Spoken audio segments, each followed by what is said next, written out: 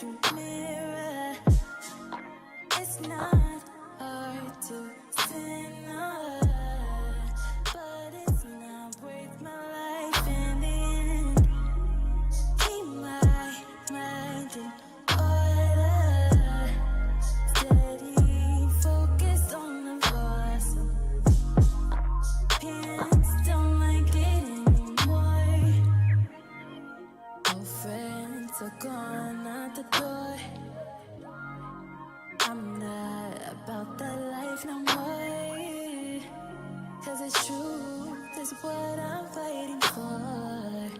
It's all spiritual. Can you see it? Living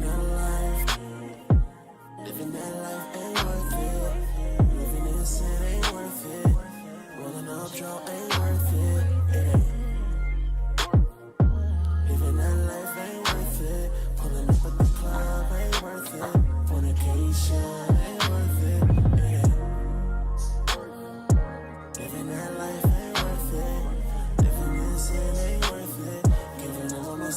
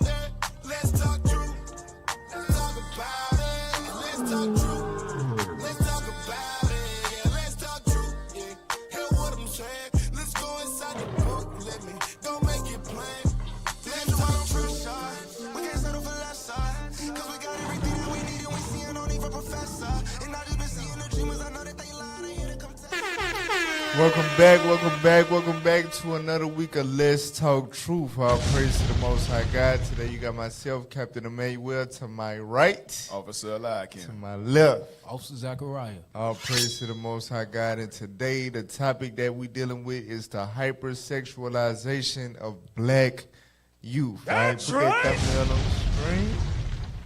All praise to the Most High. So it is for, how can I put it? It's a sensitive topic, I guess you could say, but you know that's what we do on Let's Talk Truth. We touch on the real, raw, and uncut biblical topics as it pertains to our people. Like that's no right. other, you will never see another platform, anybody else going into the scriptures to discuss topics like these that people normally shy away from. Right. All right. That's why we here. That's what we do. So make sure you do your part. Donate to the Booster Club. Hit that like button. Make sure you drop a comment, share on your social media platforms. Get this thing flowing throughout the algorithm. All right? Appreciate that. Let's open up with Proverbs chapter 8, verse 6. The book of Proverbs, chapter 8 and verse 6. Hear, for I will speak of excellent things, and the opening of my lips shall be right things. Go ahead. For my mouth shall speak truth, and wickedness is an abomination to my lips. Right. So God said our mouth will speak truth. That's what we do. And we coming out of the word of truth, the word of God, the Holy Bible. Right. All right? All praise to the Most High. So to get us abreast with the topic today, let's pull up that first clip. These new age adults are exactly why I'm afraid to have kids. Because they want to be the kids. Like, the grandma's the baby. Currently going viral on Twitter right now because I had retweeted a post where Sexy Red was mad because she couldn't go and perform or speak at her school. And I said that I've been telling y'all her target audience is kids. Because it is. Pause. That's what I... So, Sexy Red, now this was fairly old, I guess you could say, right? This was way early in the year. She was upset. Now, mind you, she was able to perform at different schools, different pep rallies and stuff like that. Right. But I guess on one of her attempts, she was denied that. So she was upset that she was denied the ability to go and perform at a school where there are minor children. Now, you may not know who Sexy Red is, but even if you don't, Sexy is in her name. She's a rapper.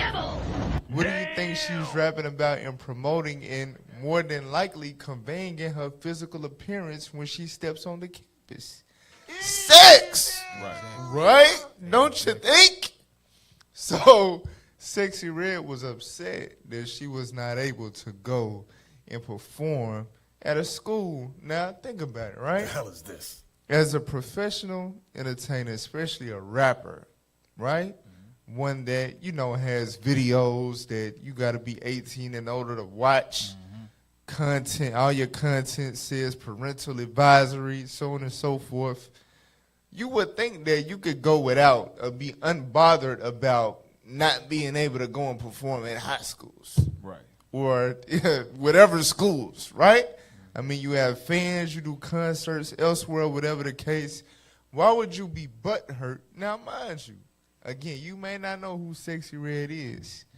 She became popular. She became a public figure in terms of fame and notoriety as a rapper based on her hit song that is famous for the lyrics of her declaring the color of her vagina in her asshole. Right.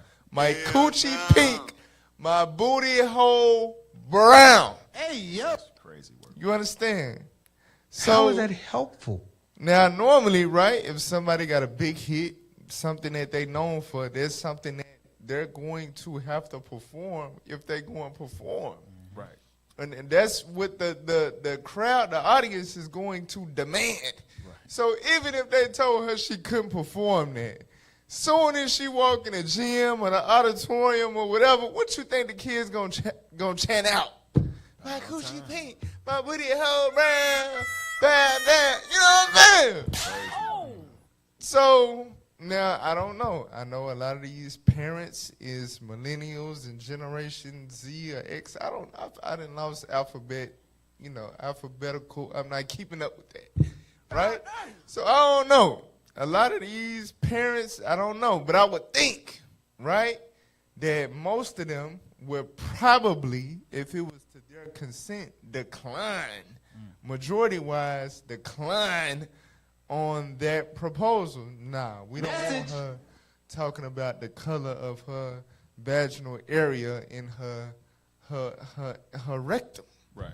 You know what I'm saying? My kids, they straight. They need to be getting their education. That's what they're there for. You understand?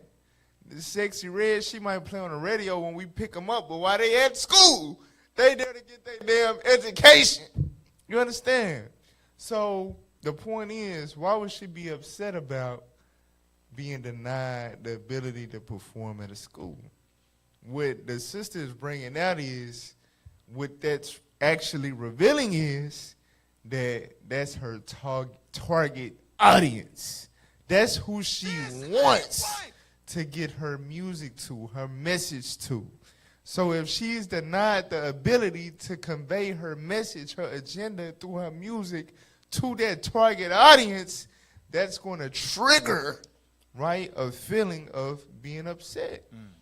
Because the actual mission is to reach them, and that door was closed. That's what the sister is suggesting with the video. Hell no. All right? Play on. I believe that's what I see with this shit. You don't gotta agree, I don't care. A lot of these new age artists target kids with very hypersexual and explicit content. I feel like my point is proven seeing that she's mad she can't go into a fucking school. Because why, as an adult entertainer whose music is on the verge of erotica, would you even think it's appropriate for you to show up at a school and then show up like that? Smelling like marijuana with your cleavage hanging out. Baby, you wouldn't even be able to go visit your baby daddy in prison looking like that. But that's how you show up for the kids. Okay. 2, why would adults even, these new age... So you can't make this up? You were finna say something? Yes, I was. A lot of women, when they see Sexy Red, they think she's just a rapper. But not knowing this is a form of grooming. I hope y'all know that. She's grooming your child to be a whore. This is what this is pedophilia at its finest, in a subtle way. Expound on that. Pedophilia. That's crazy. Expound. What I mean is this, right? Like, for instance, you will not allow a grown man, just say if it's Cisco, to go into a 4th grade gym and perform Take the Thong Off. He will get bashed to the point he probably get put to death. But allow the woman to do it. It's subtle because in this earth, the woman is put in a place where they respect her power more than the man. So they're going to allow these things to happen because it's the agenda that she agree with and this whole society agree with, to the point where they want children to be whored out. They want children to be groomed to the point they create more Sexy Reds to keep the agenda going. So that was my point. All praises. Get Sirach 17. Sirach 17, verse 16. Dealing with, now it ain't just about Sexy Red. She was one of the main pawns, right, as it pertains to the attempt to influence our young women, the Israelite young woman, right? But, you know, Sexy Red ain't the only one. And the person that's actually behind that agenda, we're going to deal with that in a second. But read Sirach 17, verse 16. The book of Ecclesiasticus, chapter 17, verse 16. Go ahead. Every man from his youth is given to evil. Neither could they make to themselves fleshy hearts. So God said every man from his youth is given to evil. Message. Right? One of the biggest evils that our youth is given to, right, from the time that we come into this wicked world, is hypersexualization. I work at a juvenile facility, and you know, sometimes the kids got to sit on the unit and they able to watch movies. So one day, this kid, he wanted to watch the SpongeBob movie. So they pop in the SpongeBob movie. Now, I used to watch SpongeBob, right? And we all know it was certain stuff sometimes you like, what the hell? even as a kid, like pause, right? Right. But I'm watching through I'm just watching the movie and how it was set up. It was so many different innuendos of homosexuality, even drunkenness, and just all type of vulgar activity. The only way it was really subtle was the fact that it was a cartoon, and it was reputable for, being for kids, SpongeBob. But if you just sit there and really watch it as an adult, you like, damn, this ain't right. You understand? Turn the tail off. Hell no. So that's one of the prime examples of how our youth are given to evil. The things that you would think are permissible to them is cartoons, it's animation, right? It's something that I'm busy, I got stuff to do. Hey, watch TV, SpongeBob, oh, that's harmless. Hell no. You understand? Our youth are given to evil, and the people that control these evil communications, the media, when it comes to television, radio, streaming, social media, all of these different outlets on these tablets and screens that you sit your children in front of, guess who they are? Majority. All of them Esau, but majority of them come from a particular stock. All right, go to Deuteronomy 25. Deuteronomy 25:17. The book of Deuteronomy, chapter 25 and verse 17. Go ahead. Remember what Amalek did unto thee by the way. So Amalek was the bastard son of Esau's son, Eliphaz, right? Well, no, I think Eliphaz was the bastard son, and Amalek was his son.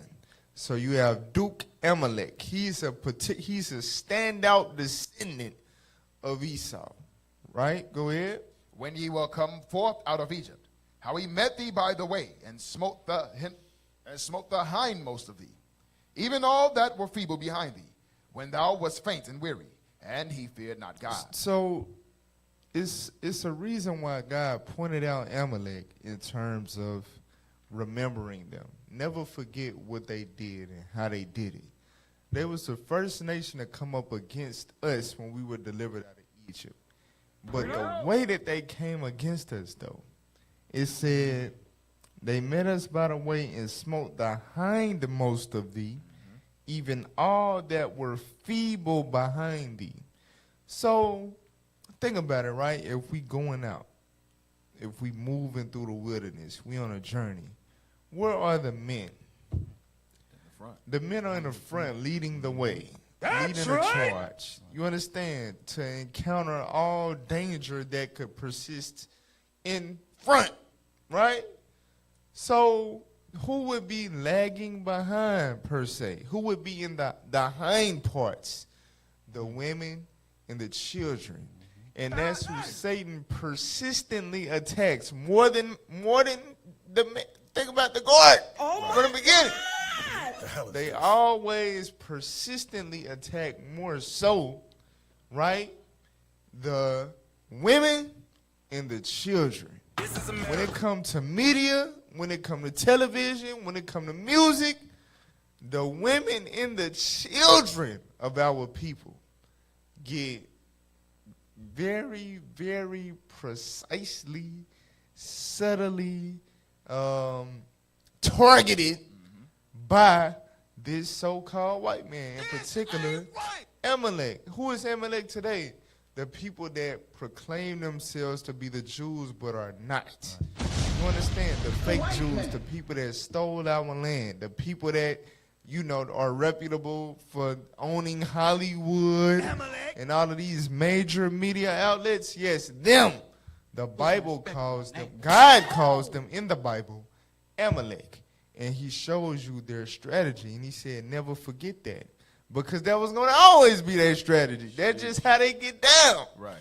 You understand? Finish that out. Therefore it shall be, when the Lord thy God hath given thee rest from all thine enemies round about, and the land which the Lord thy God giveth thee for an inheritance to possess it, that thou shalt blot out the remembrance of Amalek from under heaven. Thou shalt not forget it. Right. So the Lord got a special judgment prepared for Amalek for doing that to us from way back then. That's right. The thing is, he never stopped. He always persisted. Exodus 17:16 tells you that he would do this from generation to generation. You understand? So the attack on our women who rules over our children, who give our children all the access to the evil that Amalek creates, you understand?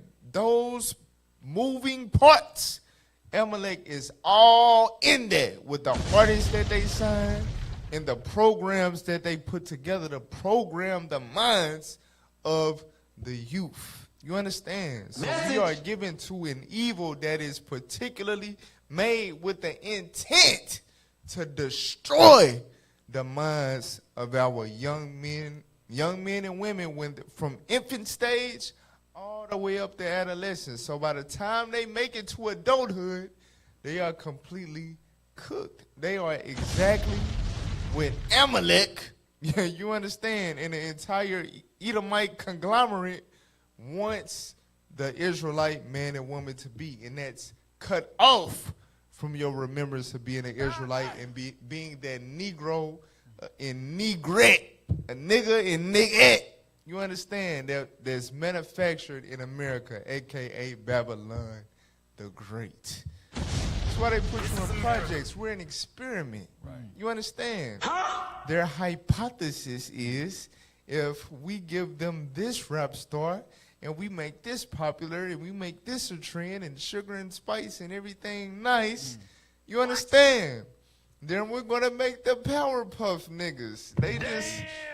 Yeah, for real. Help me. We are their little experiment, their little scientific creation in America. You understand? We was made in a laboratory called the living room with the couch and the TV. Good. It is upgraded now to smartphones and tablets. What did you say? For real. So, and the point is, Sexy Red is just a small pawn in Amalek's chessboard. You understand? All right? But anyway, we'll get back to that later. All right? We'll get back to that later. That was just to get y'all warmed up to the topic. But we're going to move on to one of our segments that we do in the beginning of the show, the Gem of the Week. Bring us in, IT.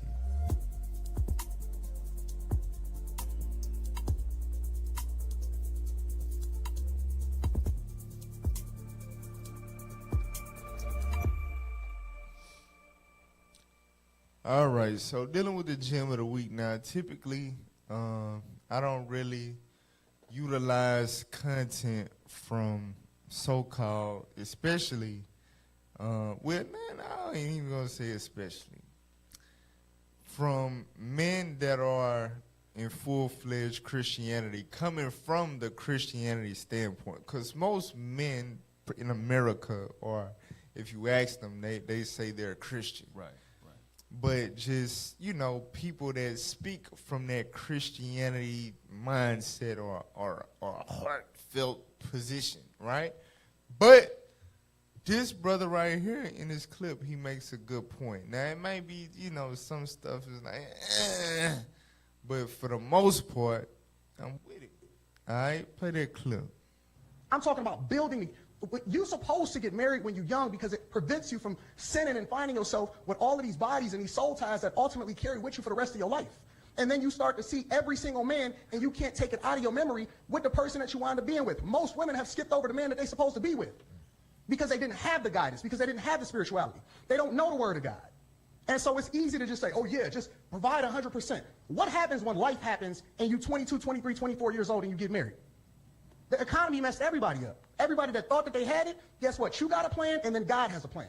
What happened to the character? Why you don't talk about character? Hold on, and Anton, just why he don't? No, hold on. Why he don't talk about character? Because what I teach my daughter, I'm a reflection of the man that I would want my daughter to marry. I don't tell my daughter to go and look for a guy to provide for her. I tell my daughter to go and look for a guy that's believing in God, that has good character, that actually worships and looks for and focuses on his purpose, because everything else falls in line. The money is going to come. We so busy chasing money. Seek ye first the kingdom of God and his righteousness, and everything else will be added unto you. You don't have to chase money. You don't have to look to women to provide for them, because if you're naturally that, if you're raised up in the admonition of your father, which is what God has ordained for you to do, you don't have to worry about that. That's naturally in you. And so, yes, absolutely, she should be purposeful. And her purpose at that time could be raising the children, depending on if y'all got children. Her purpose at that time could be out there and bringing in resources because she's learning a new skill that can then translate into the company that y'all build together. It's a lot of nuance and a lot of context, but I hate it when people pander to women because they leading y'all astray. And it sounds like I'm a harsh father. It sounds like it's a difficult situation. It sounds like you're just supposed to be giving everything. But if that's the case, then why are we as a society, why are we as a people, as black people in particular, so far behind, and we further behind than we ever been, even though we the freest and we have the opportunity to choose for ourselves?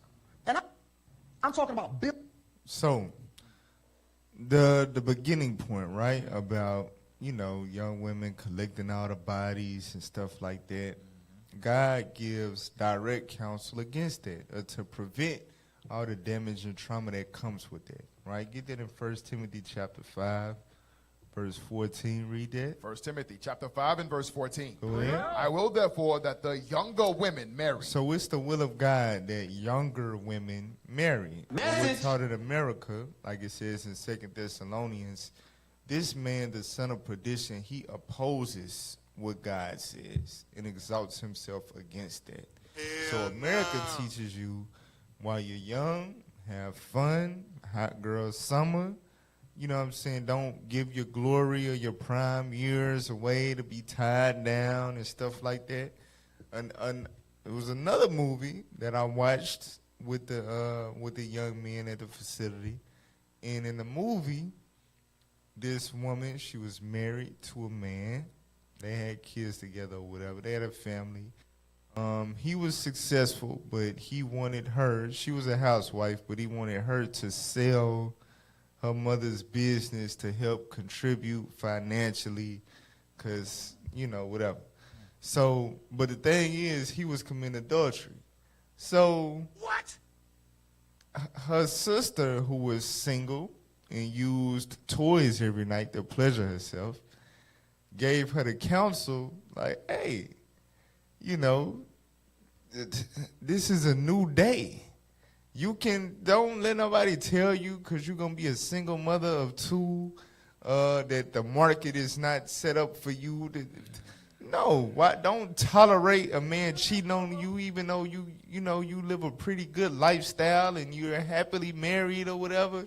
I mean, you're not happily married, you're just married. No, choose your happiness over your marriage.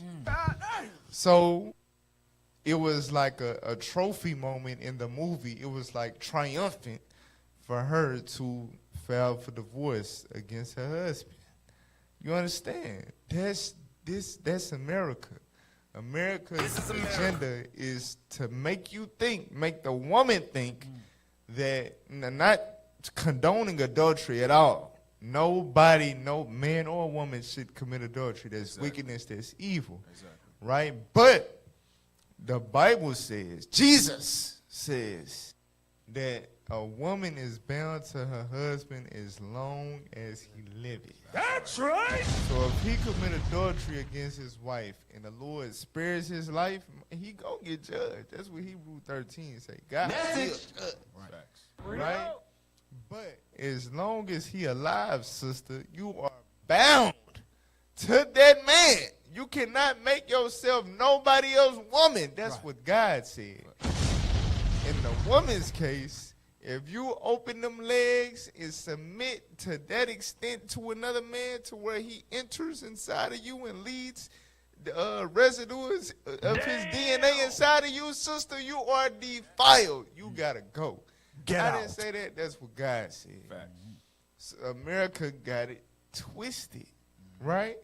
The point is, don't let America in your mind have you thinking that it's a bad idea to get married young because you're wasting your years and you should be getting your degree. And a lot of fathers think like that. I hear that rhetoric a lot coming from this new age of fathers. They raise their daughters to be like, listen, don't depend on no man. Go to school, get your PhD, your degree, and do all this and do all of that. Which I'm not saying that a father should not raise his daughter to make sure she get her degree and all that. I'm not saying that at all. But what I'm getting at is that rhetoric has spilled over into not only the women, but the minds of the fathers. while the father, I guess, is maybe unbeknownst or just desensitized to the fact that while she's going through college and she's getting that bachelor's and that master's and that PhD, she getting D the whole time without the PH. Well, her PH balance PH is probably involved. getting thrown off because of all the D. You know what I'm saying? Oh my Jesus. So you basically giving your daughter a license to be a hoe in the name of getting her education and becoming successful on her own before she seeks marriage, right? God has different counsel. Read again. I will therefore that the younger women marry. Right. So before a woman becomes damaged goods, I always make the analogy. When you go to a store and you buy something off the shelf and you bring it home and you see that it's already been tampered with, it already got a scuff or something is damaged or broken or whatever, you gonna take it back. You know, I wanted something new, fresh out the box. Right. I didn't pay for something to be used by somebody else with their germs or whatever the hell they did to it. Right. No, I want what's mine. I want it new out of the package for me. That's how any man should think when it comes to a woman. That's right. You understand?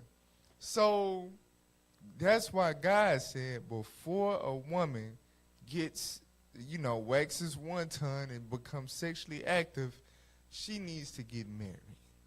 Younger women need to get married. Go ahead. Bear children. Guide the house. Give none occasion to the adversary to speak reproachfully. And it don't say that he will therefore let the younger women marry and chase the bag and get abortions. No. Right. He also adds to that, right? She is to step into her purpose once she gets married. She bears children. She raises those children, right? In accordance with God's commandments. Y'all better take heed to So that. that the adversary, the enemy, Amalek, all of the nations that paint this picture of our people being just so detestable and deplorable, right? No, she is going to destroy that narrative and counteract it with being a faithful wife and a righteous mother that instructs her children to seek after the Lord. That is how a woman has a fulfilling life and doesn't waste her life in her body on random dudes in the world seeking pleasure. Because what does the Bible say about that? Read verse 6. Verse 6. But she that liveth in pleasure is dead while she liveth. Right, that's why a lot of our women be having so many mental health issues. They be so thrown off and destroyed by the time they get to that. They ain't just out, like Kevin Samuel said, at 27 to 35. It's a lot of work. It's a lot of work trying to deal with them women and get them to submit and get them to grasp the idea of marrying a man that is actually going to stand on principles as a man. He now has to fight because that woman has a manly spirit. Right. She's not only is she has the independent mindset, she been doing her own thing or whatever the case may be, but also she has had multiple men inside of her. Wow. So she literally has men's spirits operating within her. How is that helpful? You understand? Wow. That's what dudes be having to deal with on the market. Meanwhile, the nations, they get them young. Them white girls be leaving college when you graduate 21, 22, 23. They be getting their bachelors already with a ring on their finger. Rings is wicked. Point is they married. Exactly. You understand? Same thing with the Asians. Same thing with all them other races. Damn. They go to college single. They leave college. They have a bachelor's degree, but they no longer bachelors and bachelorettes. They be married. You understand? They be on their way. The black man, the black woman, listen, when we was in college, I know you remember. Yes, sir. sisters used to be in the dorm getting slutted out. Crazy word. Having straight A's, though. They smart. For real. Got Straight 4 A's. credits, and she done called 4 bodies in one day. Straight A's with straight B's. Right. For real. For Real real. talk. A, how you get A's and how you get all A's and all D's? Hey, yo. Shame on you. For real, though. Crazy work, man. So that's just to the first point that the brother brought out, right, in the clip. But also in the clip, you know, he mentioned about what basically the concept of what a young woman looks for in a husband, and it has also been materialized, right? He has to have the bag. Now, mind you, the Bible, us, Israel United in Christ, Let's Talk Truth Radio, you know we teach and has always taught that a man should be able to provide financially. That's right. That's Bible. You understand? 1 Timothy 5:8, Genesis 30:30. That's a biblical principle. However, we do understand that providing is talking about much more than finances. A man has to provide that spiritual foundation. Right. A man has to provide region, logic, stability all across the board. You understand? Message. A man has to provide much more in a spiritual sense than just the financial, because guess what? He could be providing all of that and getting a wreck and break his leg. Now he can't go to work. The hell it did. Now you divorce him? No. That ain't how it work. Damn. So a woman should be seeking right after a godly man. Get that in Sirach 37 and verse 12.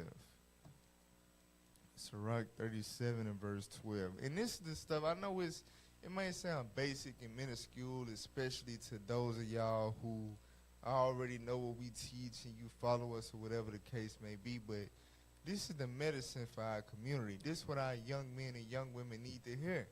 And although they may not listen to it now, it may bore them now, they may kick against the pricks now, later down the line, if they may have to learn the hard way, they can at least reflect and know that the seed was sown at some point. That's right. That, yeah, that was right. I wasted time.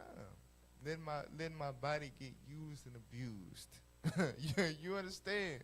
I would have had a way better route not knowing how it felt to have a very physically fulfilling relationship with a man who was completely toxic in every other aspect in his life, to when I meet a man that is fulfilling mentally and spiritually, I find myself missing and fantasizing after that physical dude I had that's long gone somewhere else. This ain't right. Some dudes is dealing with them problems in their marriage right now. In the truth. Damn. For real, you doing everything right. Thus saith the Lord. But that sister she be having flashbacks. Hold up. Of Wait a all minute. type of rides. Something ain't right. Sheesh. Yeah, I know. We kind of, like I said, uncut, you know. It is what it is. Shame on you. Let's talk true. Talk to I'm him, telling you, Cap. this is real, though. That's This a is fact. real. So this is why we got to pour this into the up-and-coming generation. Seek what's actually valuable. Young brothers and sisters, read that. Ecclesiasticus 37 verse 12. But be continually with a godly man, whom thou knowest to keep the commandments of the Lord. Right. That's what you want to seek after, young sisters. A man that knows that you know to keep the commandments of the Lord. Go ahead.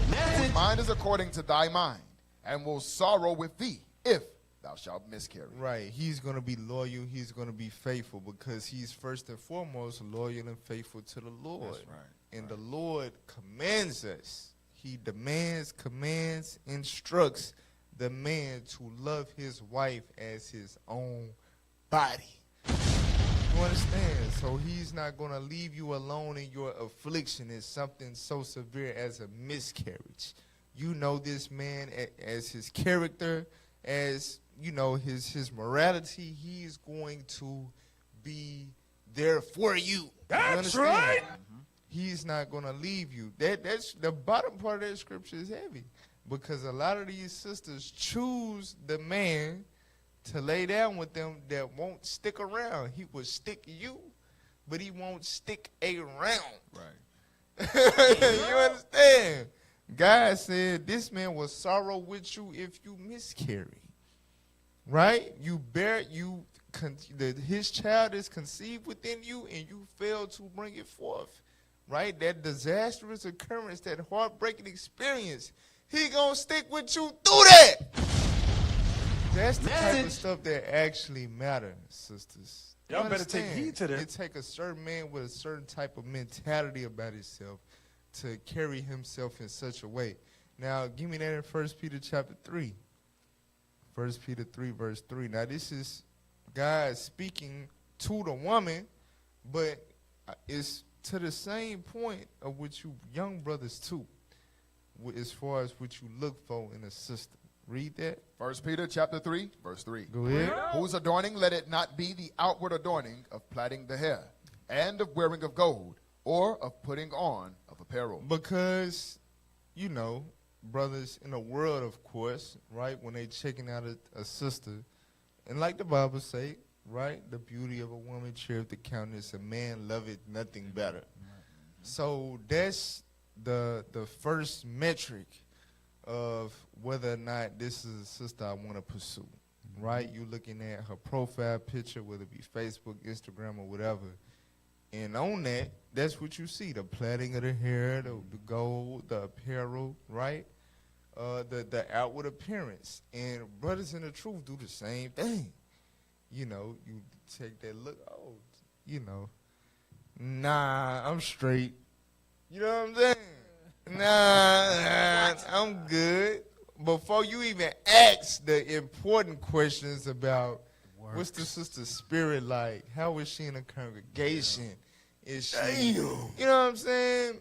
Is she devoted? You know what I'm saying? Who, you know, how was she raised? You know, stuff like that. You don't even get that far if she don't meet the liking of your eye. That's how some brothers is in the truth. You know what I'm saying? You for real. But look at what God said. Read it again. Whose adorning? Let it not be that outward adorning of plaiting the hair, and of wearing of gold, or of putting on of apparel. Read. But let it be the hidden man of the heart. The what? The hidden man of the heart. You know what the hidden man of the heart is?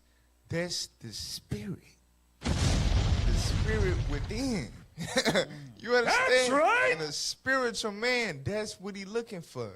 The hidden man of the heart. What's inside of that sister? Now, sometimes, a lot of times, with men and women, and the Bible talks about this as well, the outward appearance can convey what's on the inside in terms of, you know, the negligence of the upkeep and things of that nature. Like, for example, a lord-ass brother, a lord-ass sister, chances are they don't really love themselves much to be able to love you as themselves, because they cannot stop themselves from abusing themselves with overconsumption of food, right? But just, you know, like little blemishes that they had no control over because of genetics, or it just may not be your particular preferred aesthetic, right? That's carnal. You understand? What really matters, especially talking to you brothers, what matters dealing with a sister, God said the hidden man of the heart, continue to read, in that which is not corruptible, even the ornament of a meek and quiet spirit. Even an ornament of a meek and quiet spirit. Meek means submissive. A submissive and quiet spirit. It's the hidden man of the heart. Because think about it, right? Say she beautiful, she fine, she gorgeous. A man love nothing better. It is what it is. But, hell, y'all getting a wreck. House catch on fire. She cooking for you. The stove malfunction. Flame. And her face is, y'all ever seen that movie Face Off? with what's his name? Nicolas Cage. yeah. Yeah. You know what I'm saying? She might turn into damn one of them evil villains or something in the face, but now what? You done married her 'cause she fine and something happened beyond your control and y'all under the covenant of marriage. Come on now. You understand? That's why God said you need to be focused on what actually matters. Does she have a meek and quiet spirit? Will she listen to you? Will she care for you? Will she be loyal to you, faithful to Message. you? You understand? Will she open her mouth with wisdom when it's time to open her mouth? Will she make sense of things when you know, you got that manly, masculine rationale to the point where you're a little irrational and you need that feminine balance? Is she able to bring that to the table? Or is she just a dumb ditzy and clueless and I don't know nothing? I'm just here.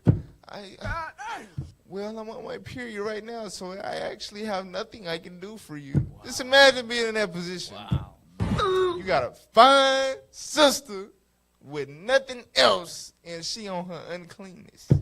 Now what? Now you're just mad.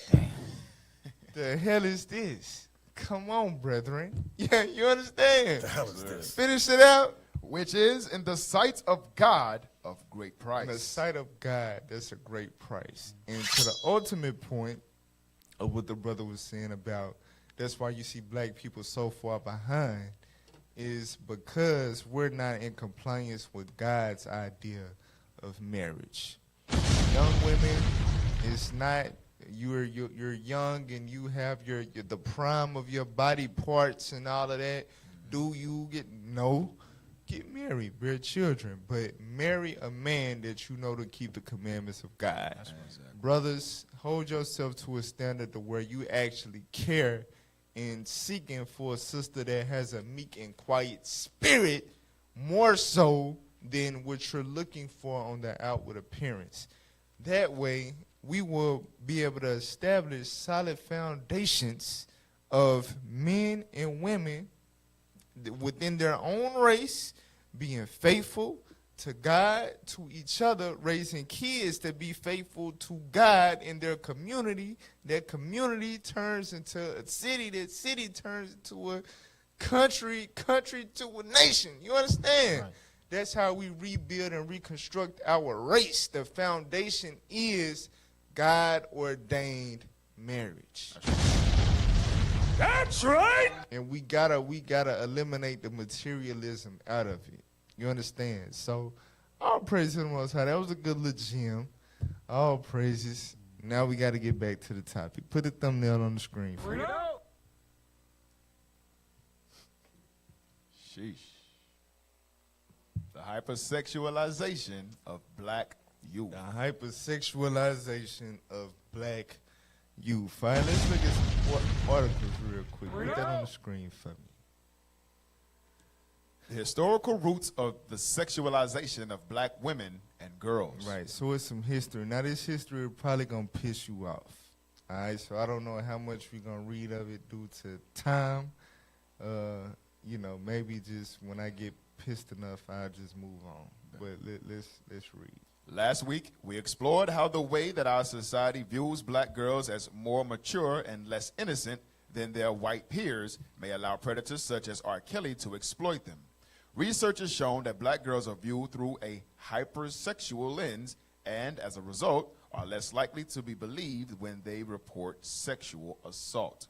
This begs the question, where exactly does this belief stem from and how can we combat it?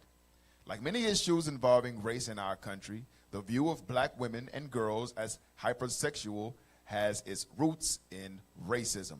Understanding how our culture came to believe that black women and girls were more sexually advanced can help us to eradicate this harmful way of thinking and protect all women and girls from sexual violence. Now, I'm going to talk about it more as we go through the show, but this is something that really grinds my gears. Don't scroll back up just a little bit.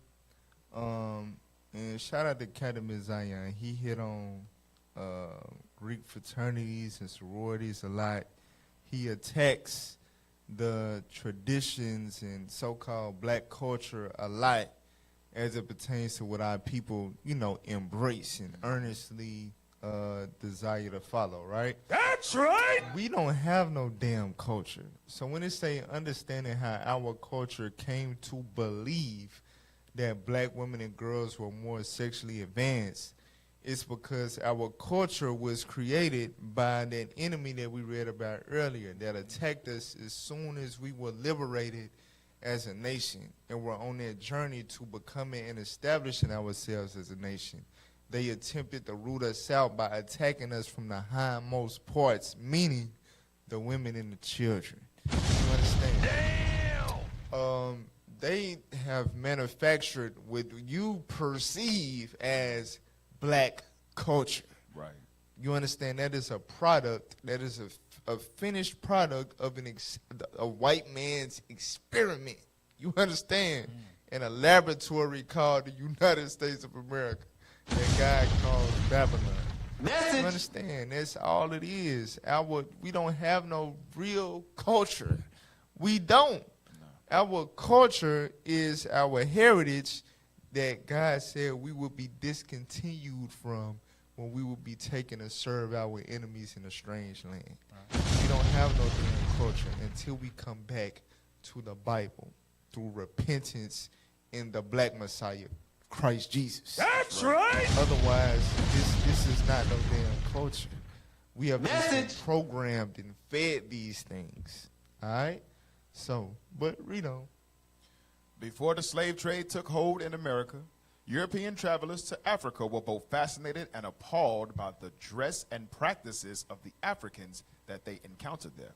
The minimal amounts of clothing worn by Africans, appropriate in a hot climate, the fact that some tribes practice polygamy, and the seemingly suggestive tribal dances led these Europeans to believe that Africans were sexually lewd. And we're going to hit more on that in a second. But give me that in Psalms 106:35. So, not to justify the white man, but there is some truth to that in terms of, the customs that we were observing on the continent of Africa prior to our enslavement. Psalms 106:35. The book of Psalms, chapter 106, verse 35.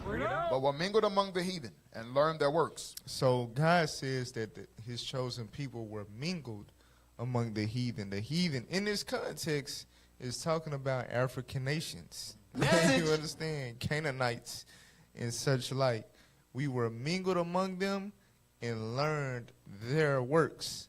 When they served their gods and their idols and they did their rituals, a lot of those rituals involved profane acts, lewd acts like orgies, you understand, even abortion, right? They would pass their children through the fire, sacrifice their children. Why? Because you don't even know who child that is because you just did a damn shrine prostitution orgy. You just multiple men that went up inside you while you was worshiping and praising whatever the hell stone ugly ass painting on a rock that you was worshiping with sage and incense and whatever the hell. You understand all these weird little practices? We was into that. God said we learned their works. Go ahead. And they served their idols, which were a snare unto them. Which were what? Which were a snare unto them. So yes, we were doing a lot of sexually lewd acts in terms of us being mingled amongst those Hamitic tribes, right? And we was ensnared by those things. That's why we went into slavery. You understand? So go back to the article. Like I said, we're gonna get more into that in a second. Go ahead. William Smith wrote that African women were hot constitutioned ladies who are continually contriving stratagems how to gain a lover.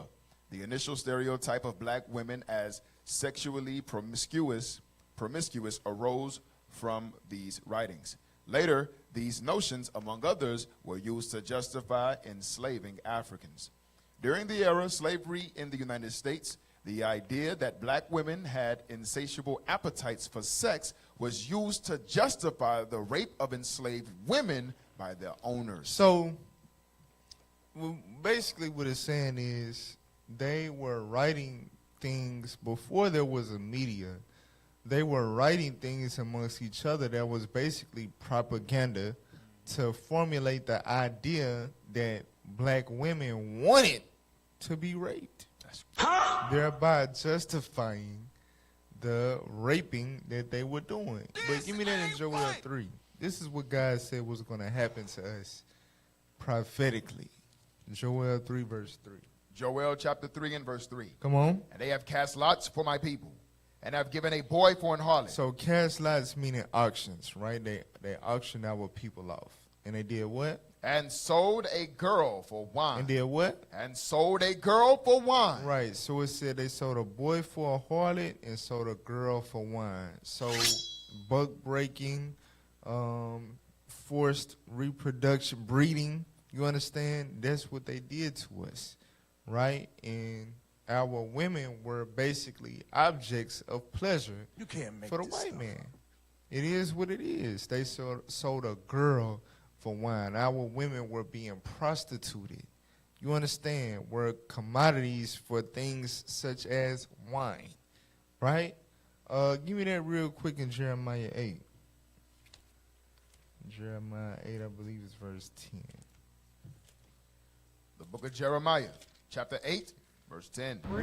Therefore will I give their wives unto others, and their fields to them that shall inherit them. So God said that he would give our wives unto others. Those others is the border of wickedness. These evil, wicked ass, nasty ass, evil, white, really red bastards.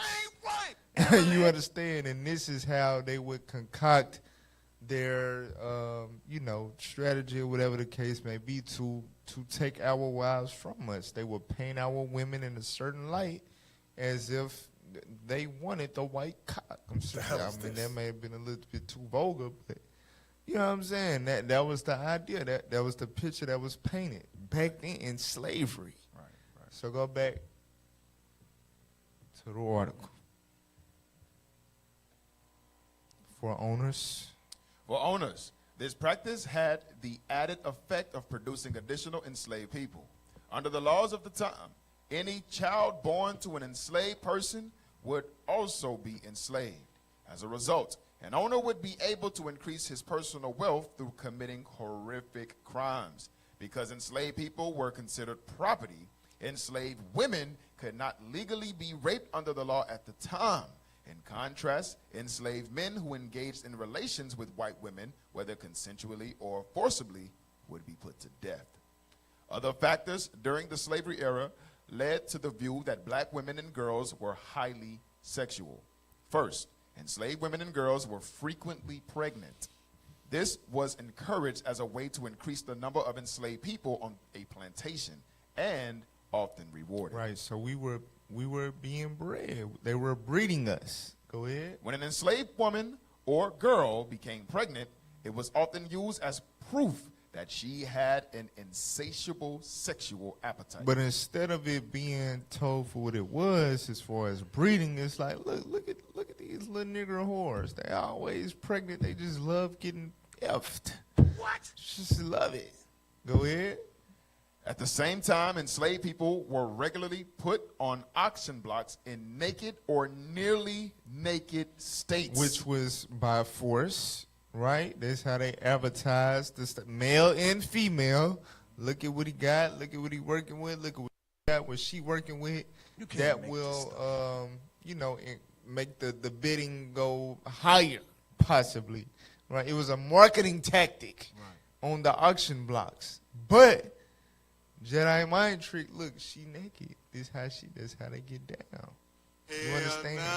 Because she got out, our women have curvaceous bodies or whatever the case may be, which is preserved for the husband, right? The white man has the power to strip that woman. Now, in slavery, it was by force. Right.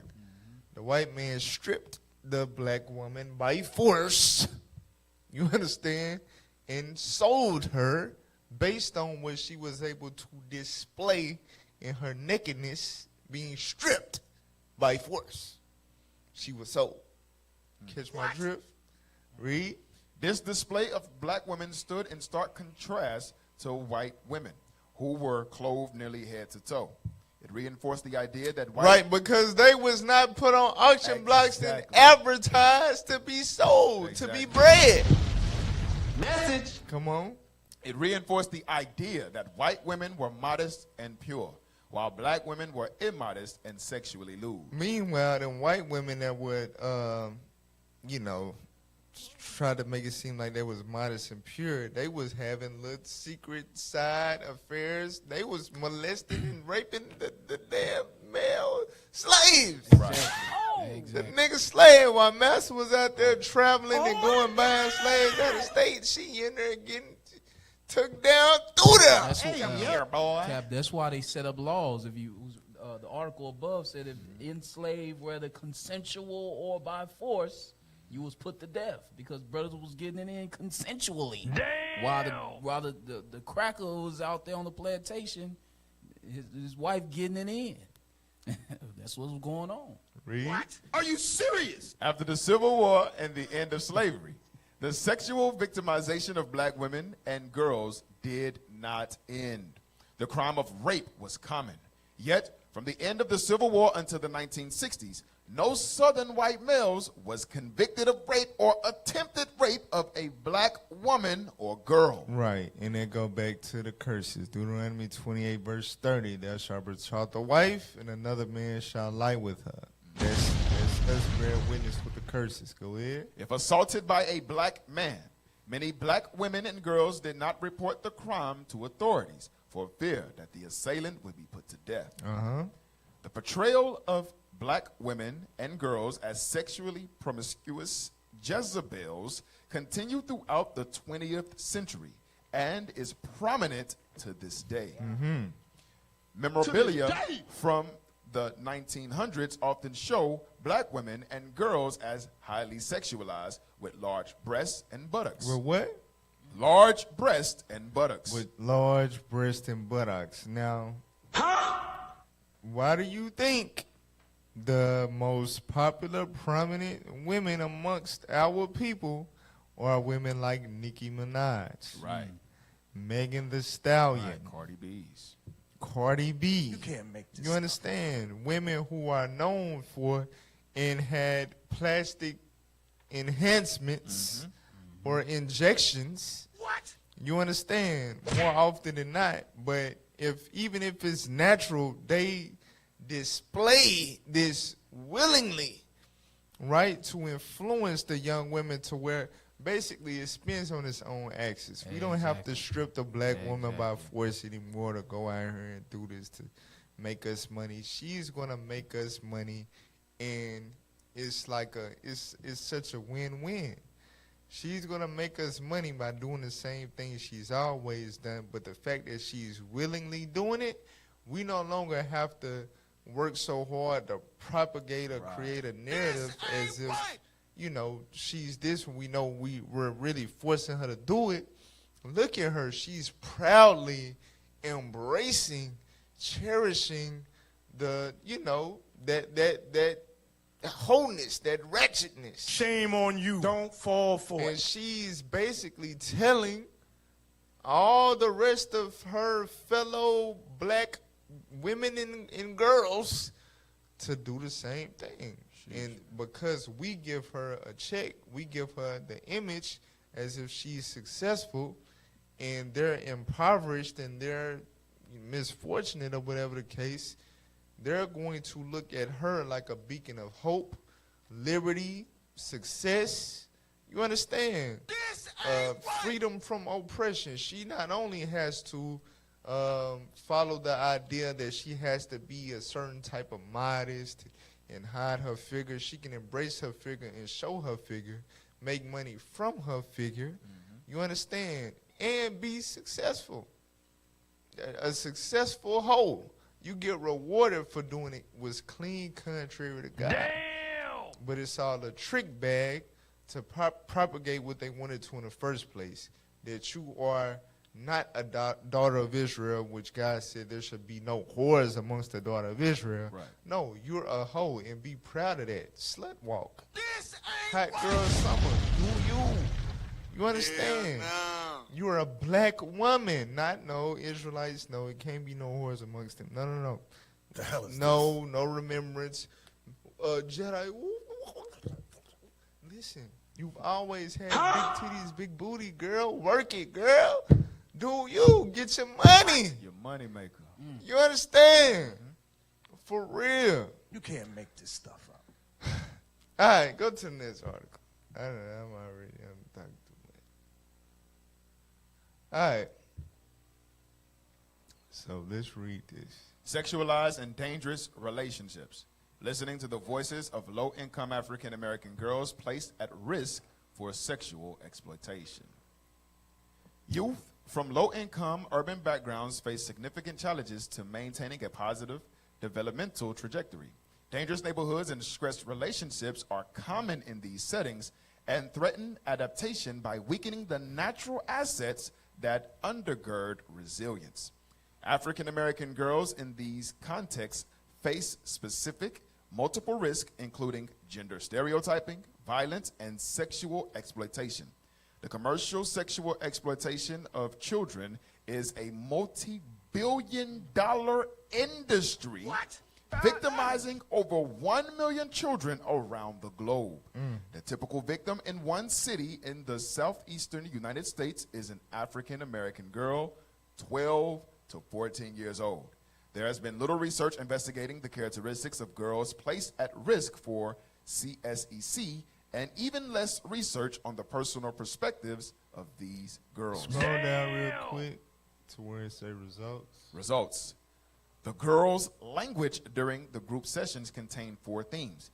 Difficulty forming trusting relationships. So these are the spiritual effects. Real quick, get Psalm 64. Psalm 64 verse 6. So it's not just about, it's not surface level. It's never surface level with the white man. Whenever they create these social constructs, whatever the case, they understand how deep these things run. It's going to be just like when you see a commercial about a drug or, a pharmaceutical or whatever. They push and promote, which you're taking it for, the benefits. But at the very end of the commercial, there's an overwhelming amount of information that's conveyed within a span of 3 to 5 seconds. It's way more information in those 3 to 5 seconds than the rest of the 30 to 60 second commercial itself. The hell is this? And in those 3 to 5 seconds, it's the fine print. It's all the side effects that are actually detrimental to you, that you should more so be aware of than the benefits. You understand? That is what we're about to see, the side effects of that promiscuity that's pushed and propagated on our young women. Read what you got. Psalm chapter 64 verse 6. They search out iniquities. They search out iniquities. One iniquity is whoredom. You understand? Fornication. They search out ways to entrap us, ensnare us in this iniquity.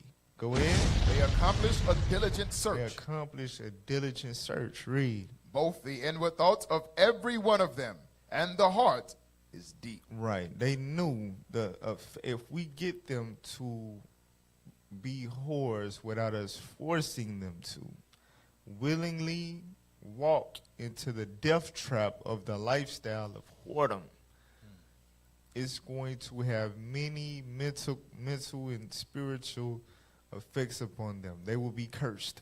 All right, read the results. The girls' language during the group sessions contain 4 themes.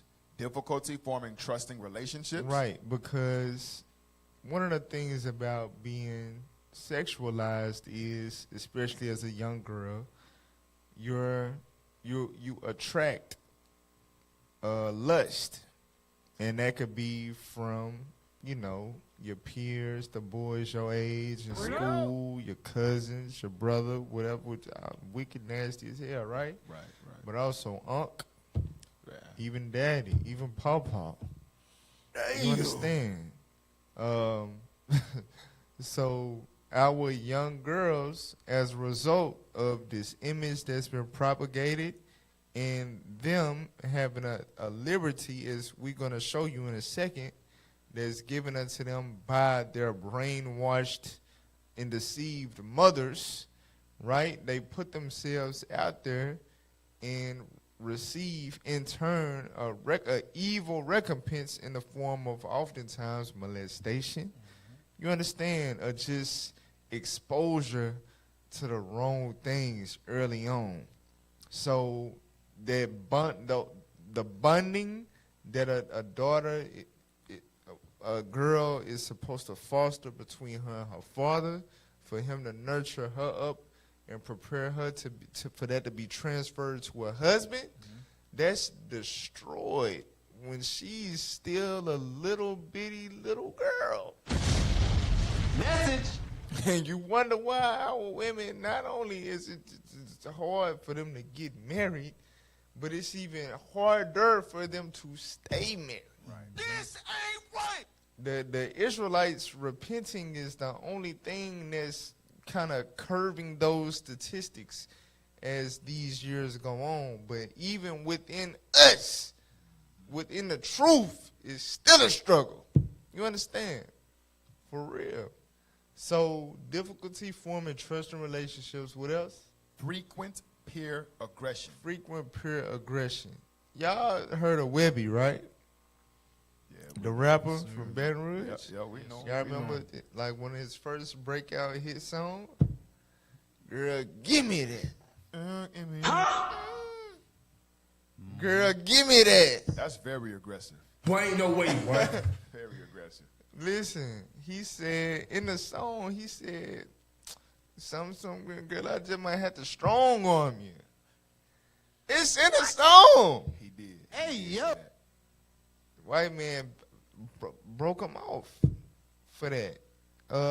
With record label that was. Start with an A. That Asylum. Asylum Records. Asylum record. You understand? Broke him off to push that poison amongst our people. And he was just 18. You understand? That's what he said in the song. I just turned 18, girl. I'm legal. You can harass me. Damn. Yeah. Yeah. That's crazy. Frequent peer aggression. What else? Familiarity with adult prostitution. And today, there's pornography more than anything. You understand? They see it in the streets and the environment. They be having relatives and stuff that live that lifestyle or whatever, but it's constant exposure to porn, OnlyFans, so on and so forth. Go ahead. And sexuality as a commodity. Right, the way America has it set up, it's like it comes with benefits being that way. You understand? You can get what you want with what's the saying? It's your pocketbook. Exactly. You know what I'm saying? Use it. All right. So all right, let's go to the video real quick. So it's a lot. It's a lot more in them articles, but for the sake of time, we gonna get to the videos. Play that. Across the diaspora, our people find freedom in dance. And despite the criticism it may get, these 3 myths about twerking proves that it's nothing new. It's a part of Black history. Twerking isn't new. The word twerk was first recorded on 1993's Do the Jubilee All, a New Orleans bounce song. Although often assumed to be a new phenomenon, twerking has ties to other West African dances. Ivory Coast's Mapuka is known as the dance of the behind and uses similar hip and buttocks movements. Comparable dances exist across the diaspora, like whining in Caribbean countries, Cole Maboya in Haiti, and Despelote in Cuba. Twerking isn't indecent. For centuries, colonial ideas have depicted Black women as naturally promiscuous and treated them as human zoos just for existing in their bodies. Black bodies aren't inherently indecent. Pause. Classic Shout out to Captain Get a Lion. Don't listen to black women. Right. Message. 'Cause just go back like 2 seconds, but keep it paused. Now put it on the screen. So it says line number 2. The first line is twerking isn't indecent. And then the bottom says black bodies aren't inherently indecent. Listen, God gave our sisters the curves and the, whatever, right? So, yeah, that's not indecent. It has to be covered. It's basically a reward for the man that commits to her in the form of marriage eventually, right? That's right. But when she is twerking, she's moving that body in a way that will attract sexual lust, sexual attention. Hell no. Which makes it indecent. The body itself is not indecent. That's not the argument, sister. But when you're moving that body, right? Because what is that movement suggesting? That you're able to perform that. Right. You understand? Message. While you're doing those moves, you have the ability to simultaneously pleasure a man's rod with that same movement. Right. That's why he gets excited when he sees it. What? That's what makes it indecent. You understand? The black woman talking about twerking isn't indecent. The white man just made the hell no. No. Don't fall for it. Don't fall for it. But that's just a side point. Just continue to. Inherently indecent. Classic movements, like Josephine Baker's famous banana dance, were once called indecent. Consider this. For centuries, our bodies didn't belong to us. Dancing is a freedom of expression through movement. Twerking isn't ghetto. Mainstream culture steals from us and calls us ghetto. Ethnographer Elizabeth Perez says twerk violates the politics of respectability that demand virtue, industry, and decorum in exchange for full citizenship. The way we move our booties is a reclamation of our black bodies. Hey, yo. Feeling free enough in our bodies to move as we wish is beautiful and nothing to be ashamed of. We all know schools aren't teaching black history correctly. That's why Push Black is so important. So basically, shout out to the black woman. Black history, black culture, true black Pan-Africanism is the black woman embracing her body and moving her body. That's black culture. No. Get Isaiah 3:16. Hell no. So we read Psalms 106 earlier about us being mingled among the heathen and learning their works, right? Right. And we've done classes before about how one of the main commemoration rituals for the heathens to their idols was those sexual parties, those orgies where it's dancing and drinking and then smashing. Right. For real. Diddy parties. Diddy parties is really comedic parties. The hell is this? That's where it come from. Leviticus 18 starts with, hey, don't do the deeds of Egypt, nor the deeds of the Canaanites in which you're going into those lands to conquer. Those Hamitic nations were practicing religiously all of those different forms of fornication, incest, bestiality, threesomes, orgies, all of that. So, yes, Pan-Africanism in a sense of Hamitic people, yeah, they was doing all that. Our women were created to be holy. That's right. Set apart, modest, shamefaced.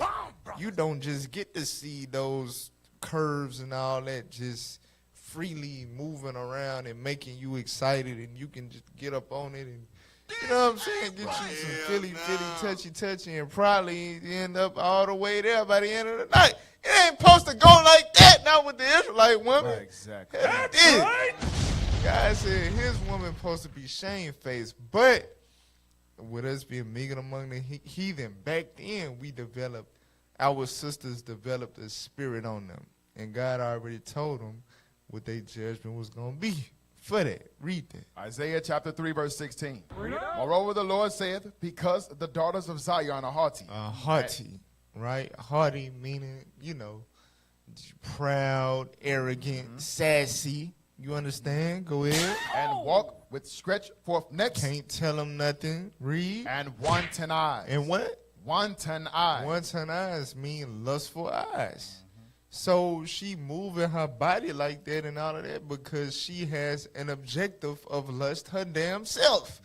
God was calling our women out on that back then. Read. Walking and mincing as they go. Come on. And making a tinkling with their feet. Making a tinkling in their feet. Now, I ain't going to say that was them twerking back then, but I damn sure know that's what it is today. Right. The word of God is alive. The word of God abides forever. So today, how they make a tinkling with their feet today, one of them ways is shaking their ass. So what did God say about that? What is his judgment for that? Read. Therefore, the Lord will smite with a scab the crown of the head of the daughters of Zion, and the Lord will discover their secret parts. So when you keep reading and go into detail, right, about the alopecia, you're going to make baldness on your head, discover the secret parts going into that stink down there. You understand? That's why it be, very oceanic smelling, pundy, real pundy down there. But anyway, the twerking spirit, which the black woman has been deceived to embrace as culture, is real deal culture. Remember, she mentioned the first song with the word twerking in it was birthed where? New Orleans, Louisiana. My birthplace. What? It's a spirit in that city, y'all. I'm telling you. And bounce music. What we seen in this video, I seen in real life when I was a little boy. Pretty much with my sisters and cousins. This ain't nothing new at all. Right. When it come to bounce music, our little girls, especially in that city, they start very, very early. That is embedded in the culture. Our people are stupid as hell. Clip, watch this.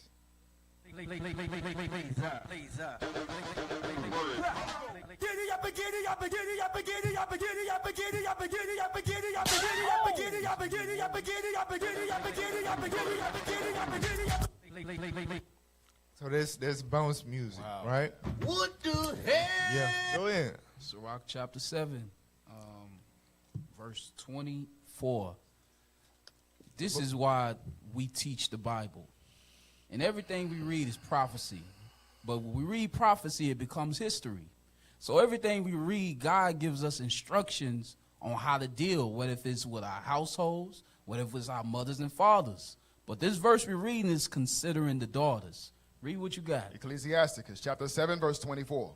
Hast thou daughters? Do you have daughters? God is asking us a question.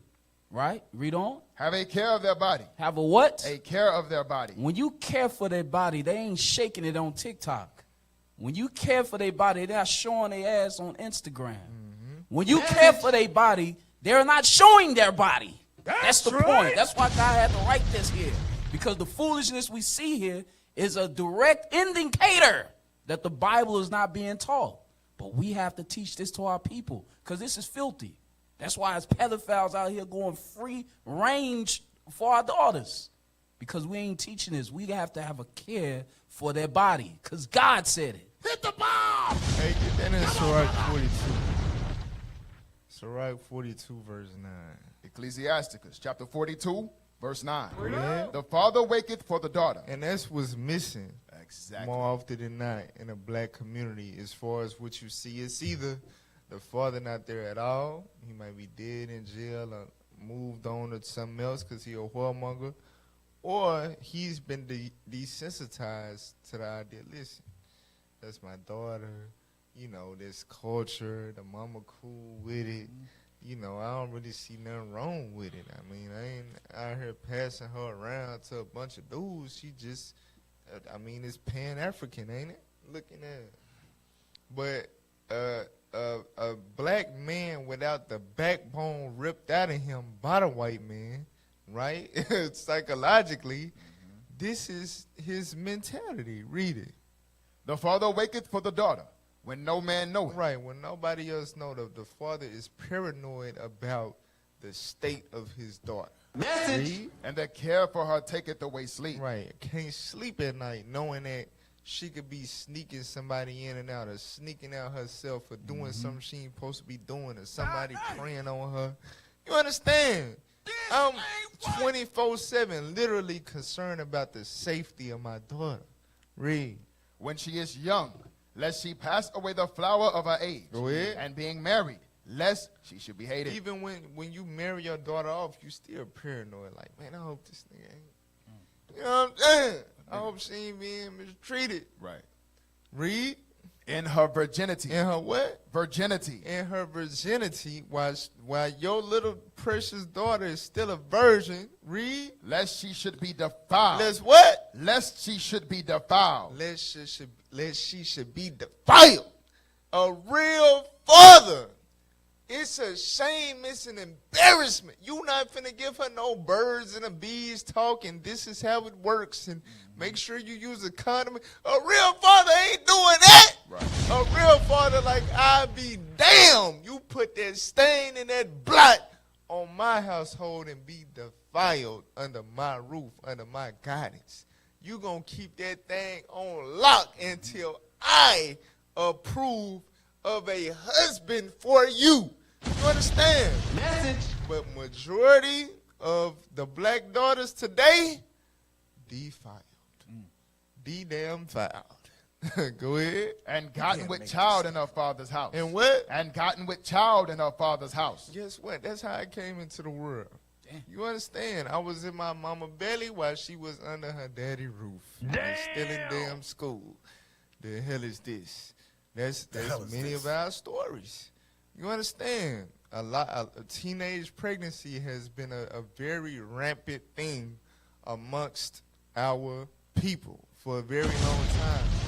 It may have curved it. Of course, you got abortion clinics, but also going back to that desensitization in the mind. If it ain't the single mother in the by herself, or the single mother and the stepdaddy, or the single mother and the brainwashed daddy, they have gotten to the point where we already know this, you know, just to ensure that your future is still intact, to get this monthly shot. Take these pills, you know, on this regular basis or whatever, to ensure that you don't turn up pregnant. The white man give you devices. He creates inventions to enable you to go clean contrary against God. Right. For real. You won't get pregnant. You can just get your freak on. You understand? Because we have contraceptives. For real. But we need the fathers to be resurrected. Shout out to Bishop Yawasab. Double underside Bishop Yawasab. Right. He been hitting on this heavily for the past month or so. Right. Right? The father in the black community has to be resurrected, bruh. Because this is gone. This is taken. You understand? There's no admonition of the fathers anymore. Message. It's just nothing but being enabled. All right? To the point. Now watch this. Give me number 13. We got to skip the hell is this? Y'all was going to be in for a treat too, but it is what it is. Give me the cheerleader video. Just going back to that culture, like I said, this ain't our culture. But this is what we earnestly practice here. Play that. It's my territory, baby. The babies are our secret weapon. I'm sassy. If they make a mistake, it causes the competition. It's a lot of pressure on the little baby. This is it. I'm proud. Very proud. Baby doll don't mean baby, and that's the truth.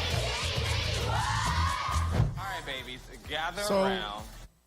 Not only are the young girls scantily clothed, right?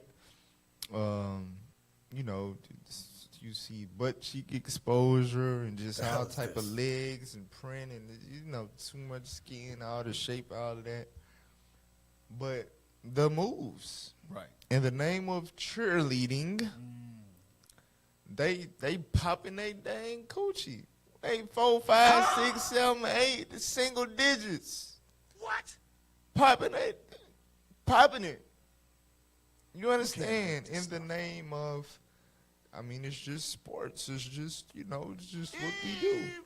This is America. We go to them homecoming parades and stuff like that to wake our people up and admonish our people. We find ourselves caught up to the point where we got to blast them because we see our young girls just literally parading up and down the street, popping their vagina in behind, which is completely, utterly inappropriate.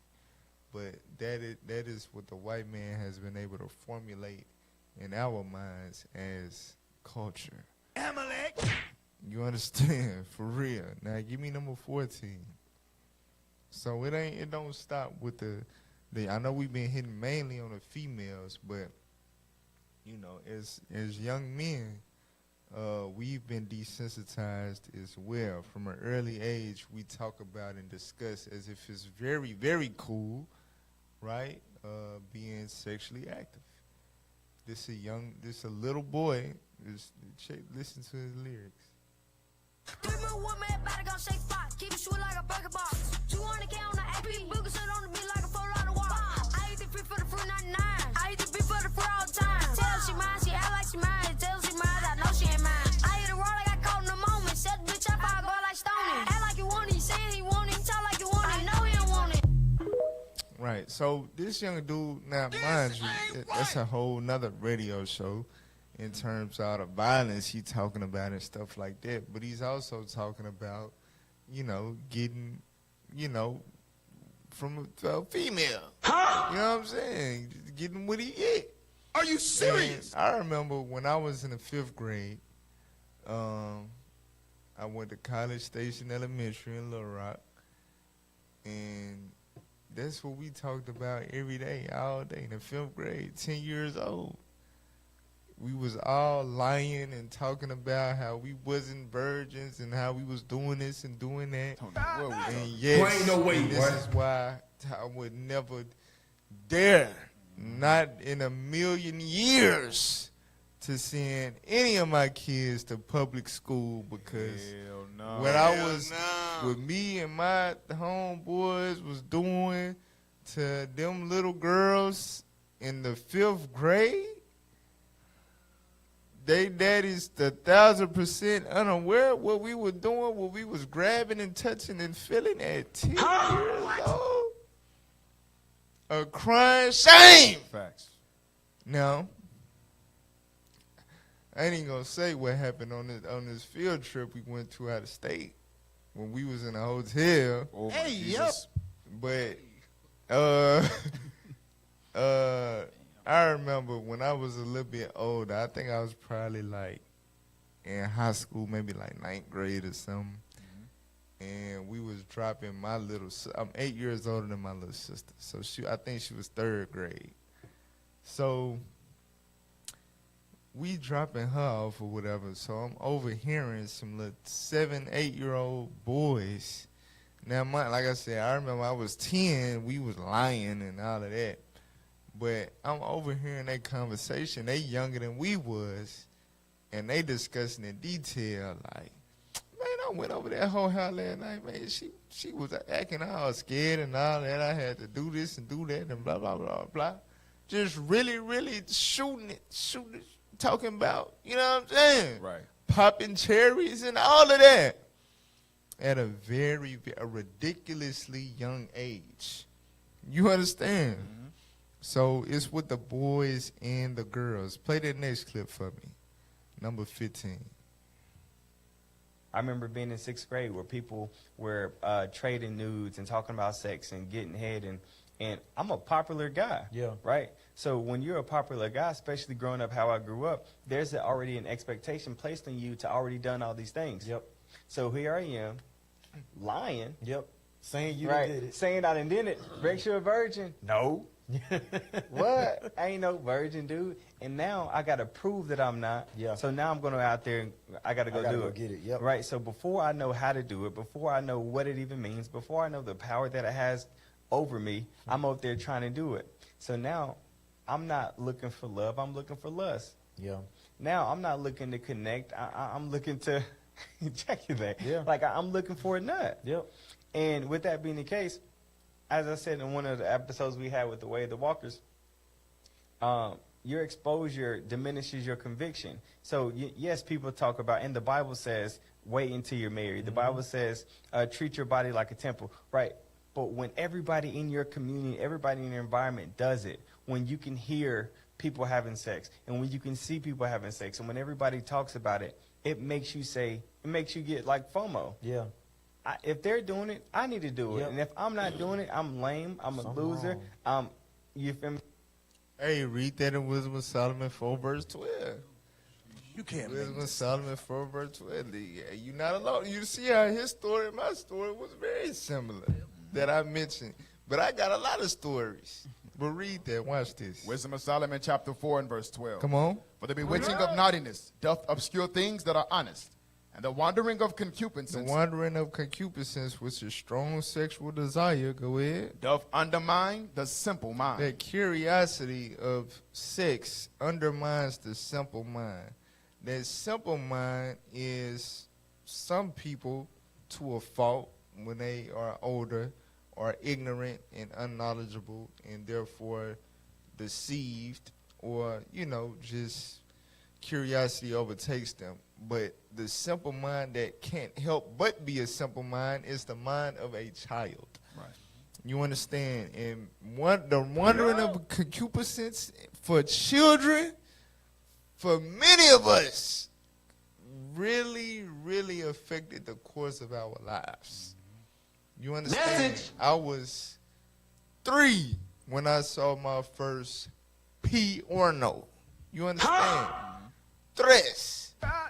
In that same age, that's the same age, they left the door open and I saw it in real time.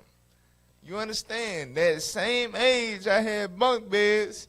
My grown cousin and her boyfriend broke my other bunk bed doing that with the same age. The hell is this? That same little age I experienced all that exposure that messed me up for life. Every day I'm fighting to this day. You understand? It's real. It's real, bro. You can't make this up. Y'all in the spirit. Y'all didn't play the little violin. All right, give me the next clip. Play that. Listen, you not a different breed. You're a victim. Right, because that's the thing. Like it's like a badge of, and like we said, a lot of people be lying, but that's the tale of the tape. In reality, for a lot of people, or at least what majority of people say, man, yeah, I'm about 13. And oftentimes, especially with men, with the boys, we be like, yeah, she was older. She was 16. I was 13. It's a flex now. No, you was a victim. What? You was taken advantage of. Man. You understand? For real. I got a story. A big girl cousin. You know what I'm saying? Like me in the room. You know what I'm saying? It be like this, bro. That's the tale of the tape a lot of times with our people. Facts, man. Watch this. Look at this guy. Play that clip. I was sexually victimized when I was like 13 years old. And it led me to exhibiting a lot of violence. I felt like I had a fear of being vulnerable. All of my other bids, I would go in there and establish dominance. I was operating out of fear. Yeah. It seemed tough, just working out every day, being a monster. It seemed tough. But Kevin, that's really fear. But this last bid that I went to, this last time I was released in 2018. So the point that he making is he was molested at the age of, what he said, 13?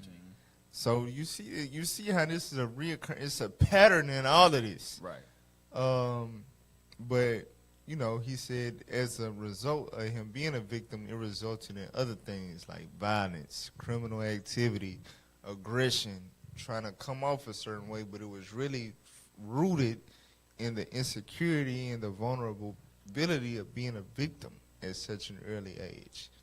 You understand? So this stuff runs deep. Like the experiment in the article we read earlier, it is many effects that contribute to the destruction of our people. That's why you read Leviticus 19:29. Read that real quick, and then gonna queue up the next video.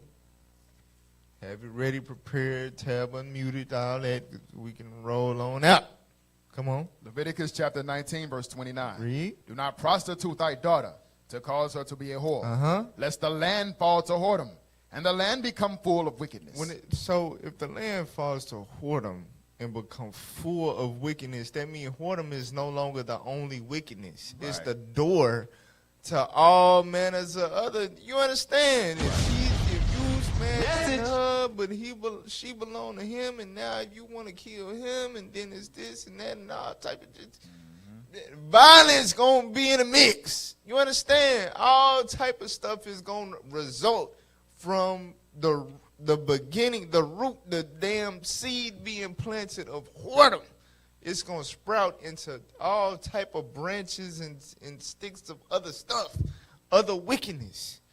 All right? Now watch this. Play that video. Only on 12 News, a dangerous new online addiction skyrocketing among teens. It's not alcohol or drugs, it's porn.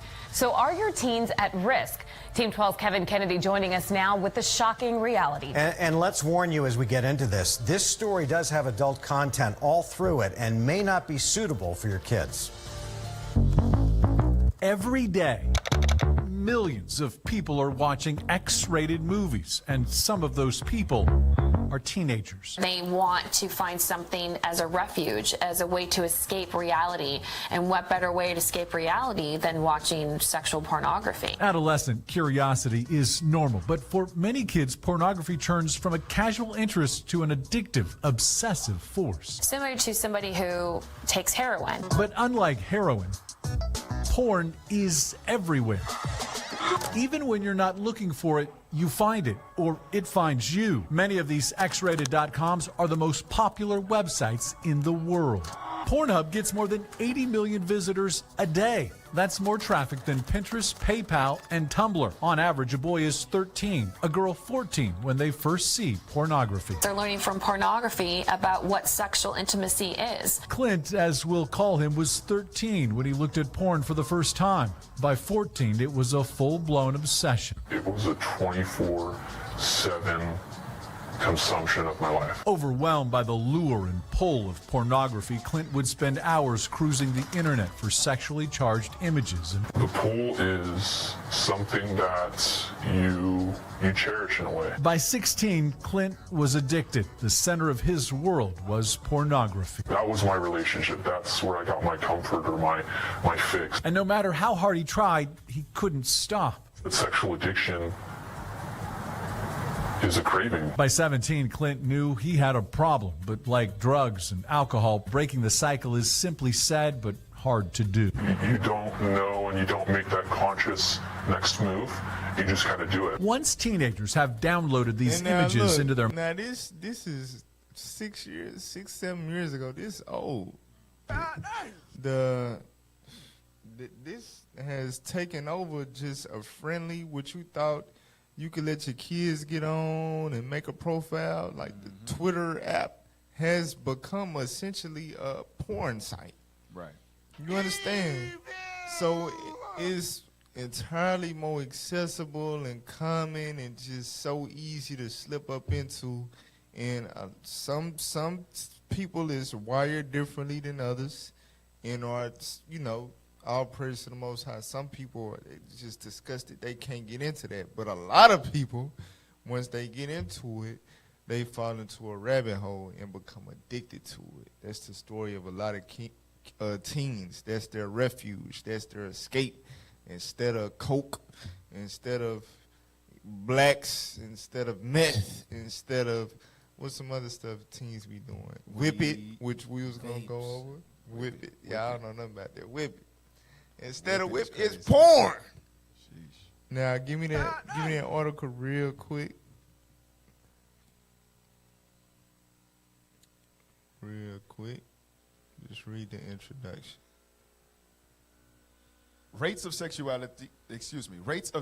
transmitted infections, or STIs, are climbing among young people even as adolescent pregnancy rates fall. You know why adolescent pregnancy rates falling? Contraceptives, abortion clinics. Don't get it twisted. Read. To better understand this counterintuitive trend, ACT for Youth wanted to know what young people themselves have to say about it. We conducted an extensive review of recent survey, interview, and focus group literature on the question of norms, attitudes, perceptions, and beliefs that impact young people's risk of STIs. Our full report, Sanchez, and a forthcoming research, facts, and finding brief centering young men who have sex with men are published separately. In this article, I focus on how heterosexual Black American youth who are disproportionately affected by STIs. Well, what? Disproportionately affected by STIs. Sexually transmitted infections. Describe the factors that influence their sexual health. Note. All right. So now give me the last clip for the sake of time. So the point is, African American youth are disproportionately affected by sexually transmitted infections. Now we know that's the curses they cleave to us because we are God's chosen people and he shows unto us his judgments, right? But what does this have to do? Because we went into porn, right? Watch this. Play that. Quote of the day. I don't make up the quotes. This is how I got my first STD. I was 12 years old. I had an addiction. I used to watch too much, you know. I even participated in this thing called Finish Every Day December, where whatever day it is in that month, that's how many times you have to finish. I went up to day 20. I was really addicted. My friends went on my laptop and saw a bunch of websites that I was really embarrassed about. I'm sorry, this really, I had an addiction. So what they did was like, hey man, you need to get out there, bro. Like, fuck it, they're older than me, right? They're about 22. I'm 12 years old.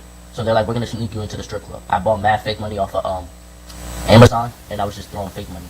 So they told a stripper to come to me and take me to the back, having the time of my life, like this, with a black queen like this, going crazy. I already finished in my pants, but she didn't know. My mans gave her $1,000 to let me your name. She's like, my name Honeysuckle, because I'll suck the shit out your dick. My jaw dropped. She started off with the mouth. I finished, and then I'm like, I could go again. Because, you know, I'm a pro already. I could do this about 20 times a day. So I stick it in, you know, we finish. 3 days later, when I pee, it hurts. It just feels like it burns. Like, maybe I put soap in there a week. And it just feels, every time, it just feels like someone poured hot sauce in my hole. And, like, I was crying. My mom had to come and rub it with ice, like this. Rub it with ice. She had to rub it with ice. And it was very embarrassing. I go to the doctors. They told me I had chlamydia. Damn! Yeah, that's the number one amongst teens, chlamydia, as far as what's reported. Because, you know, so many of them don't get tested. They just they make up their own little remedies, like when you burn it, So he had to clap. You got the clap, you got gonorrhea. I might be mixing them up here. Clap, crabs, all that stuff is all STIs, STDs. Right. But what we're showing you is, because our minds, hypersexualization, the excessive access to porn and stuff like that, eventually is going to lead to, you know, you taking them risks. Right. And then you take them risks and you get these dire consequences, and even these are becoming normal. Like, you got the NBA YoungBoy, the famous face of all YNs, and he's just declaring, I got herpes. It is what it is. Like, that's something that you can never get rid of, and he's just living with it and still got all the girls wanting him. So I'm telling you, bro, it's all an agenda. It's all a part of the plan. Don't fall for it. To contribute to the destruction of God's chosen people. This is why we must repent. Marriage is honorable and not bed undefiled, but whoremongers and adulterers God will judge. Stop allowing our daughters to be hypersexualized. Right. Stop allowing your kids to have all this exposure to all this wickedness and this evil. It is what it is. You can teach your kid and instill in them principles, morals, and discipline them whenever they do something out of line. But as a parent, like we read in Sirach 42, the father waketh for the daughter, care for their body. At the end of the day, you got to take responsibility in being very strict on your monitoring of what they do on these devices. Do not leave your kids to these devices. I don't give a damn. All right? That's right. Because they could just so easily be exposed that can alter the course of their life. Right. This is serious business, bro. This whoredom fornication spirit, we see it tearing it up inside the body. Because it's real. You understand? And it was constructed, concocted by the enemy. We have to see that, realize that, and counteract that with the application of the word of God. All right? But we out of time, y'all. Make sure y'all tune in to Bible Book of Our Fathers with the mighty Bishop Yawasop.